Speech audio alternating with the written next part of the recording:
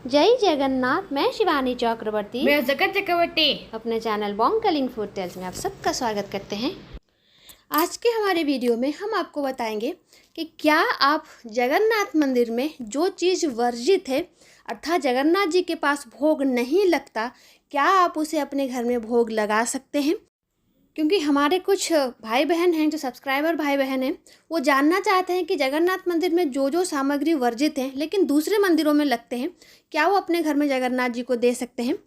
देखिए, जगन्नाथ मंदिर में और जगन्नाथ मंदिर के टाइम पर बने और भी बहुत सारे मंदिर हैं जो इस परंपरा को फॉलो करते हैं कि उन्हें सिर्फ इंडिजिनियस सामग्री ही, जो देशीय सामग्री होती है, उसको ही अपने प्रसाद के रूप में लगाना है।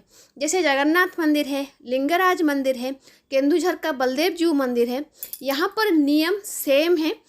तो जगन्नाथ मंदिर में जो चीज़ वर्जित है, या फिर जो भी टेम्पल मैंने दूसरा कहा, लिंगराज मंदिर, बलदेव जीउ टेम्पल, यहाँ पर जो वर्जित हैं उसका एक कारण है कि वो इंडिजिनियस होना चाहिए, वरना वो नहीं लगेगा मंदिर में, उनका अपना है। और बहुत सारे टेम्पल साउथ इंडिया में भी हैं जो इस चीज़ को फॉलो करते हैं, जो इंडिजिनियस सामग्री होती है वो यूज़ करते हैं। लेकिन उड़ीसा में वैसे भी बहुत सारे मंदिर हैं जहाँ पर वो सारे सामग्री भोग के रूप में उपयोग में लाए जाते हैं और घरों में भी लाए जाते हैं जो जगन्नाथ मंदिर में वर्जित है। जैसे हमारे एक सब्सक्राइबर बहन ने हमसे सवाल पूछा है, क्या वो गाजर बीन्स अपने घर के भगवान जी जो जगन्नाथ जी हैं उनके पास लगा सकते हैं, क्योंकि जगन्नाथ मंदिर में तो ये वर्जित है, ये नहीं लगता।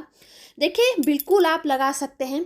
आप वो सारे वेजिटेबल्स अपने घर में जगन्नाथ जी के पास भोग लगा सकते हैं जो सात्विक वेजिटेबल्स हैं, भले ही वो जगन्नाथ मंदिर में यूज़ ना होता हो।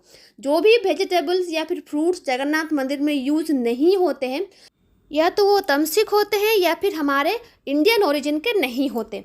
जैसे कि गाजर, कैप्सिकम, बीन्स, ये जो वेजिटेबल्स होते हैं, गोभी, ये तमसिक नहीं होते क्योंकि इनका ओरिजिन जो है वो भारतीय नहीं है, इसलिए ये जगन्नाथ मंदिर में नहीं लगता। लेकिन लौकी, कद्दू, घिया, ये सब जो वेजिटेबल्स हैं ये तमसिक वेजिटेबल्स में आते हैं। ये इंडिजिनियस हैं लेकिन ये तमसिक वेजिटेबल्स में आते हैं। और यहाँ तक उड़ीसा में तो इसको नॉन वेज भी माना गया है। शनिवार, गुरुवार, मंगलवार को ये घरों में भी नहीं बनाया जाता। मंदिर की बात तो छोड़ दें, जैसा मैंने कहा कि तमसिक होता है या फिर इंडिजिनियस नहीं होता। गाजर, गोभी, ये सब तमसिक सामग्री नहीं है, आप उसको आराम से अपने भगवान के पास भोग लगा सकते हैं।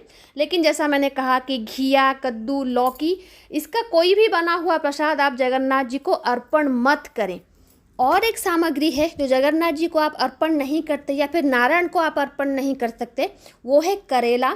56 भोग में तो तिक्त आता है क्योंकि करेला का जो फ्लेवर होता है वो तिक्त है। लेकिन नारायण के पास भोग होने के लिए, जगन्नाथ जी के पास भोग होने के लिए जो तिक्त के रूप में उपयोग में लाया जाता है वो नीम है।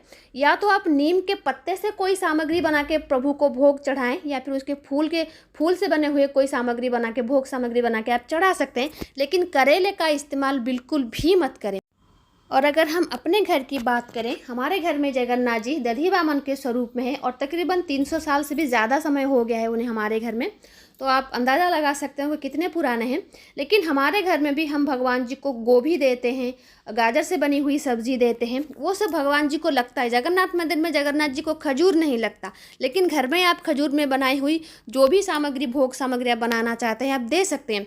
सबसे महत्वपूर्ण बात यह है, आप जो भी अपने मन से भगवान जी को देना चाहते हैं आप वो दे सकते हैं। अगर आप जगन्नाथ मंदिर के प्रोसेस को फॉलो करना चाहते हैं तब तो आपको वही प्रोसेस फॉलो करना चाहिए जो जगन्नाथ मंदिर में है। जो चीज़ वहाँ पर वर्जित है, घर में भी आप उसको वर्जित ही रखें।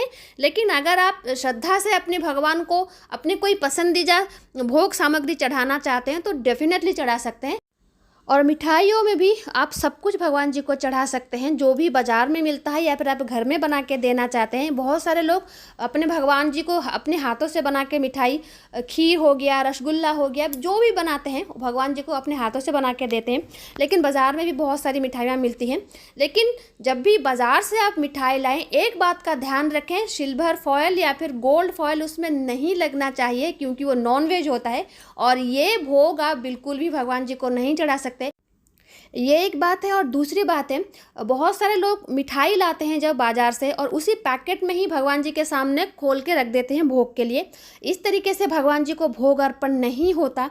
आप कोई सा भी पात्र लें, सोना, चांदी, मिट्टी, कांसा, तांबा, जो भी पात्र आपके घर में अवेलेबल है उसमें रख के भगवान जी को भोग लगाएं।